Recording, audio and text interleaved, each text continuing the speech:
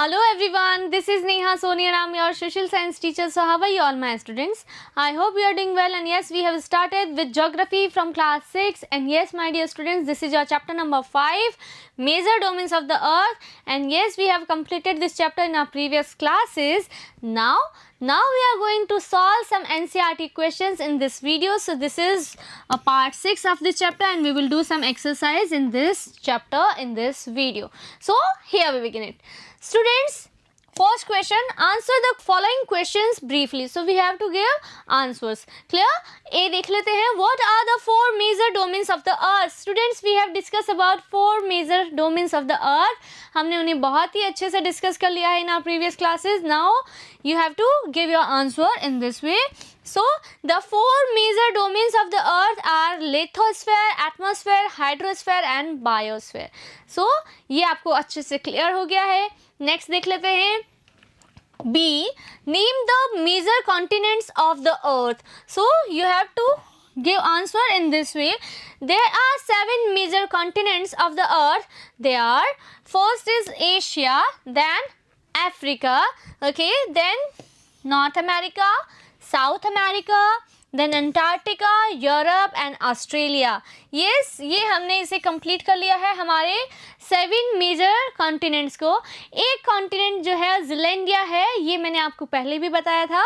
ठीक है, ये अभी नया इसे रिसर्च किया है हमारे साइंटिस्ट ने, रिसर्चर्स ने. सो इसको अभी यहाँ पे एनसीईआरटी बुक में इंक्लूड नहीं किया गया है. तो 7 मेजर कॉन्टिनेंट्स के जो नेम है इन टर्म ऑफ साइज मैंने उन्हें यहाँ लिखा है. ठीक है, सो नेक्स्ट क्वेश्चन देख लेते हैं. Question number C, name the 2 continents that lie entirely in the southern hemisphere. yes my dear students, हमने डिस्कस किया था जो हमारा अर्थ है ये इक्वेटर लाइन है और जो लैंडमास एरियाज है वो ज़्यादा नॉर्दर्न हेमिस्फीयर में. ठीक है, और सदर्न हेमिस्फीयर में 2 कॉन्टिनेंट हैं. ठीक है, कौन कौन से हैं जो कम्प्लीटली सदर्न हेमिस्फीयर में. हालांकि कुछ पार्ट जो है अफ्रीका का वो भी सदर्न हेमिस्फीयर में और नॉर्थ अमेरिका का भी सदर्न हेमिस्फीयर में है. ठीक है, एशिया का भी कुछ पार्ट जो है वो सदर्न हेमिस्फीयर में. बट कम्प्लीटली अगर हम बात करें सो एंटायरली जिसका कम्प्लीटली हिस्सा सदर्न हेमिस्फीयर में वो ये 2 कॉन्टिनेंट है. ठीक है, एक यहाँ सदर्न हेमिस्फीयर में साउथ पोल जिसके बीच में आ रहा है सेंटर में, और यहाँ एक ये सबसे स्मॉल कॉन्टिनेंट है, स्मॉलेस्ट कॉन्टिनेंट है 7 मेजर कॉन्टिनेंट्स में से ये दोनों. तो ठीक है, 2 continents that lie entirely in the southern hemisphere are Australia and Antarctica. Clear? Okay. Next, D. Name the different layers of atmosphere. Students, we have clear about atmosphere. जो layers थी उनके बारे में हमने डिस्कस कर लिया है. Now you can take your answer and you can write your answer in this way. So, the different layer of the atmosphere are, first troposphere, second stratosphere, third mesosphere, 4 is thermosphere and 5 is exosphere. Clear class? Okay, next students देखते हैं. E. Why is the earth called the blue planet? Yes, अर्थ जो है उसे नीला ग्रह, blue planet क्यों कहते हैं students. हमने देखा था और हमने जब इस अर्थ के बारे में डिस्कस किया तो हमने देखा अर्थ पे ज़्यादातर क्या है, पानी है. ठीक है, और कुछ हिस्से जो हैं वो लिथोस्फीयर में इंक्लूड किए जाते हैं स्टूडेंट्स. तो हमने देखा था अर्थ क्या है, पानी से भरी हुई है.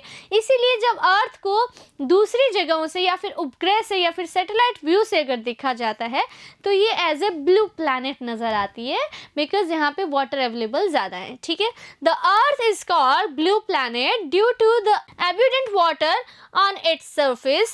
71% of the earth is covered with water and remaining 29% makes up the land. So students, इसको हमने क्लियर कर लिया है due to the abundant water. ठीक है, सो इसकी वजह से जो अर्थ है वो हमें नीली दिखाई देती है, because 71% is water on earth and remaining 29% is land mass और लैंड एरिया. सो इसी वजह से जो पानी है, ओशियन है, सी है, उनकी वजह से अर्थ जो है ब्लू प्लैनेट दिखाई देती है. क्लियर हो गया. नेक्स्ट देखते हैं. F. Why is the northern hemisphere called the land hemisphere? Students, so क्यों इसे नदर्न हेमिस्फीयर को लैंड हेमिस्फीयर कहा जाता है। यस, ये मैंने अभी थोड़ी देर पहले भी आपको क्लियर किया है। So here you can take your answer and you can write your answer in this way. The northern hemisphere is called land hemisphere because a major part of land mass lies in it. Yes, जो major part है land mass areas का, जो large land areas हैं, वो कहाँ हैं? हमारे northern hemisphere में है। ठीक है, इसी वजह से जो अगर हम बात करें वाटर बॉडी की तो वो है सदर्न हेमिस्फीयर में ज़्यादा। ठीक है, इसीलिए नदर्न हेमिस्फीयर को लैंड हेमिस्फीयर भी कहा जा रहा है। क्लियर हो गया? ओके, जी, Why is the biosphere important for living organism? So biosphere क्यों important है? Biosphere को हमने डिस्कस किया था। Biosphere is a domain of life, जहाँ पे life जो एग्जिस्ट करती है, इसीलिए biosphere को important माना जाता है living organism के लिए। ठीक है, so you can write your answer in this way. The biosphere is important for living organisms because life exists here due to the presence of three major components land, air and water. Clear? So हमने देखा था जल, ज़मीन और हवा, ये तीनों important components हैं हमारे लिए, ताकि यहाँ पे लाइफ जो है एग्जिस्ट करती है अर्थ पे। अर्थ इज़ अ प्लैनेट, सो यहाँ पे एग्जिस्ट करने के लिए लाइफ को क्या चाहिए? Air, water and land. ठीक है, ओके। क्वेश्चन नंबर 2 स्टार्ट हो गया है। We have to tick the correct answer. So yes, A देख लेते हैं। The mountain range that separates Europe from Asia is. So ये हमारा यूरोप हो गया स्टूडेंट्स। ठीक है, और ये हमारा एशिया। यूरोप और एशिया को जो माउंटेन रेंज है जो सेपरेट करती है, वो कौन सी रेंज है माउंटेन्स की? यस, आंसर्स हम ऑप्शन में चेक करेंगे। सो आंसर जो है हमारा वो है द यूराल्स, बिकॉज द एंडेज जो है वो यहाँ नहीं है, हिमालयाज यहाँ नहीं है। सो यूरोप और एशिया को जो बीच में से सेपरेट कर रहा है वो नेचुरल बॉडी है माउंटेन, और वो कौन सा माउंटेन है? The Urals. ठीक है, सो ये माउंटेन रेंज जो है वो सेपरेट करती है यूरोप और एशिया को। ठीक है, एक चीज़ और बताएंगे, यूरोप और एशिया को अगर हम इन टर्म किसी यूज़ में दोनों को साथ बात करें तो क्या कहेंगे उनके लिए? उसके लिए क्या टर्म यूज़ करते हैं? Eurasia. Clear? Okay. The continent of, B देख लेते हैं। The continent of North America is linked to South America by option 1 an isthmus, 2 an strait, 3 a canal. So कौन सा है इन तीनों में से जो नॉर्थ अमेरिका को साउथ अमेरिका से लिंक कर रहा है? हमने देखा 2 लैंड मासेस को कनेक्ट करने के लिए क्या है? Yes, isthmus. So an isthmus, okay, isthmus जो है वो 2 कॉन्टिनेंट को, 2 लैंड एरियाज को कनेक्ट करने के लिए जो एक नैरो जोन रहता है उसे हम इस्थमस कहते हैं। नैरो लैंड एरिया रहता है वो है इस्थमस। क्लियर? स्ट्रेट क्या करती है? 2 वाटर बॉडीज को कनेक्ट करती है, वो स्ट्रेट होती है। ठीक है, लाइक पार्क स्ट्रेट। ठीक है, बेरिंग स्ट्रेट हमने डिस्कस किया था ना, बेरिंग स्ट्रेट को आर्कटिक ओशन और पैसिफिक ओशन को कनेक्ट करने के लिए बेरिंग स्ट्रेट है। ठीक है, see the major constituent of atmosphere by percent is. So जो सबसे ज़्यादा परसेंटेज में है एटमॉस्फेयर में वो कौन सा है? फर्स्ट ऑप्शन भी ही है नाइट्रोजन दिया हुआ। नाइट्रोजन कितना परसेंट है? अप्रॉक्सीमेटली 78% है। ऑक्सीजन कितना है? 21% है। ठीक है, और कार्बन डाइऑक्साइड और अदर गैसेस मिला के 1% शेयर है इनका भी। ठीक है स्टूडेंट्स, तो ये क्लियर हो गया है आपके लिए। Okay, so the major constituent of atmosphere by percent is nitrogen. Clear? Okay, then D, the domain of the earth consisting of solid rock is। so कौन सा डोमेन है अर्थ का जिसमें सॉलिड रॉक्स रहती हैं? ठीक है, so that is lithosphere। so answer will be third, the lithosphere।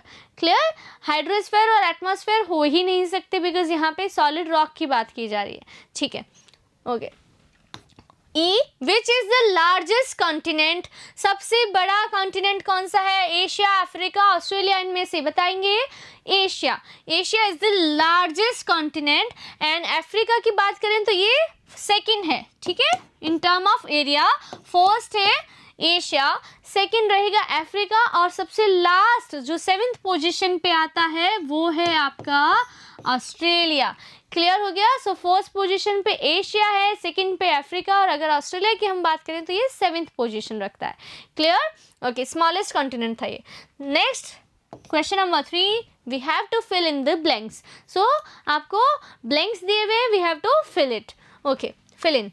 So A, the deepest point on the earth is dash in the Pacific Ocean. Yes, deepest point on the earth, हमने इसको discuss किया था, हमने comparison किया था between mount Everest and Mariana trench, ठीक है। सो ये यहाँ पे होगा, मरियाना ट्रेंच जो था वो deepest point, deepest part of the earth था in Pacific ocean. Clear? So you have to fill Mariana trench in here, in this blank. Then we will talk about B. The dash ocean is named after a country. कौन सा ऐसा ocean है जिसको नाम जो है एक country के नाम की वजह से दिया गया है? That is Indian ocean. Clear? So ये हमारा हिंद महासागर है, ठीक है, इंडिया के नाम की वजह से इसे नेम दिया गया आफ्टर अ कंट्री, ठीक है। See, the dash is a narrow contact zone of land, water and air that supports life. कौन सा है वो narrow zone जो air, water and yes land को support करता है? वो है हमारा बायोस्फीयर। क्लियर? सो बायोस्फीयर है, ठीक है। इनके आंसर्स मैंने नेक्स्ट स्लाइड्स जो रहेंगी हमारी उनमें मैंने फिल किया है, आपको यहीं फिल करना है, ठीक है। The continents of Europe and Asia together are known as Eurasia, right? So Eurasia कहा जाता है।